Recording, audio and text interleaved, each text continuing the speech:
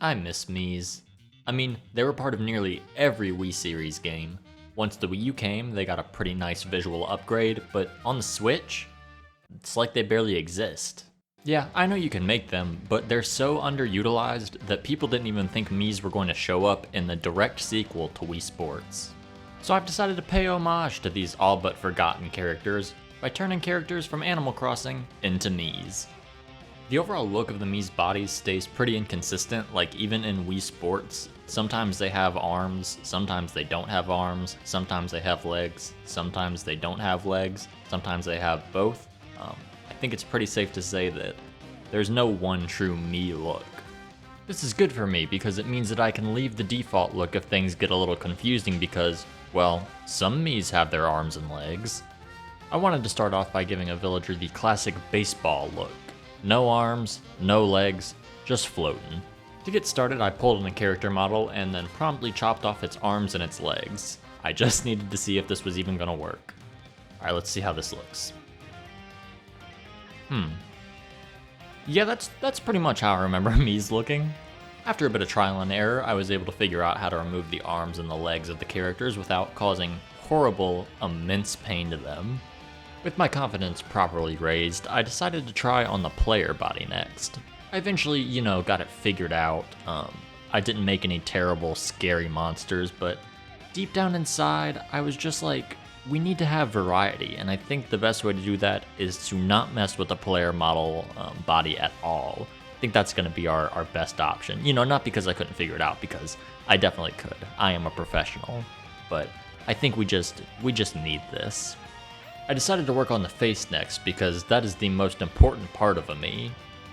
Since you can choose pretty much any combination of eyes, hair, mouth, and nose that you want, the player model is a bit different from all of the NPCs who just have everything stay the same. I decided to tackle this problem after I decided which Miis I wanted to put into the game. The Mii Maker. It was so powerful. I mean, where else could you go to make Scooby-Doo, Sans from Undertale, and former President of the United States Barack Obama all in the same place? Now, since Animal Crossing already has a pretty big selection of eyes, noses, and mouths, it would make sense to put Mii accessories over those and make your character have any combination. But, that's not funny. I want to put Beef Boss in the game. I mean, come on. You made one Mii at the very beginning that looked like yourself, and the rest were, well, basically monsters. It may not be quite as customizable, but dang it, I'm putting Mii Peter Griffin in my game. If you don't like it, mod it yourself. The good part about Animal Crossing having so many eyes, nose, and mouth slots is that I can just assign a certain Mii to an eye, a nose, and a mouth slot. That way, if I'm not feeling like I'm Mickey Mouse today, I just go to a mirror and boom, now I'm Justin Bieber. So I spent a couple hours scrolling through MiiCharacters.com, found a couple I liked, and got started modding. What could go wrong? Yep, that doesn't look right. Sometimes modding is a little bit like a puzzle, if the puzzle was completely blank and none of the pieces actually fit together. You gotta keep in mind that the developers made everything for their team, and not really for people to mess with, so there's very little instruction online on how to actually get things figured out. That's why my troubleshooting basically consisted of trying everything that I could until something eventually worked. After spending what felt like forever staring at screens that looked like this, I eventually got everything figured out, and I was able to finally have Miis in Animal Crossing New Horizons. I decided to have representation from what I like to call the 4 horsemen of the Mii apocalypse. First off, we have Peter Griffin, who represents the TV character that you really, really wanted to put on your Wii because you're 13 and really love Family Guy. Next Mii character is one that we all know and love, your dad. This Mii represents the one Mii that you made for your dad so that he could come play Wii Sports Bowling, to where he played one game, said, that's pretty cool, and then sat down on the couch. This Mii will sadly be living in the depths of Wii Fit, never to be heard of again. The next horseman is one of my personal favorites, the not even human category. And who better to represent this than Beef Boss? Because I don't think that you can have a video about Miis without having Beef Boss show up at least once. I know it isn't, but having Beef Boss in here almost feels like copyright infringement. And last but not least, of course I couldn't forget about him. This is probably what you think of when you think of a Mii. Of course, I'm talking about Matt.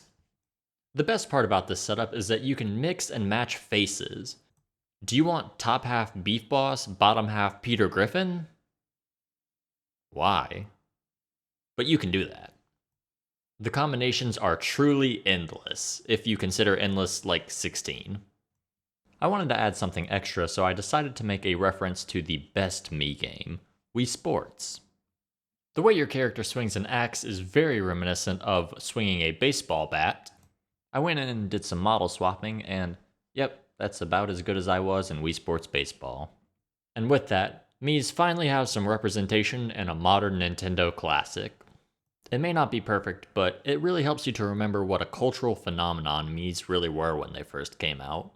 Scrolling through MiiCharacters.com really brought back that hit of nostalgia, where I would just scroll through when I was a kid, try to see who I wanted on my baseball team, what I could make, and of course trying my best to make my own characters, which usually led to some not so great looking Miis.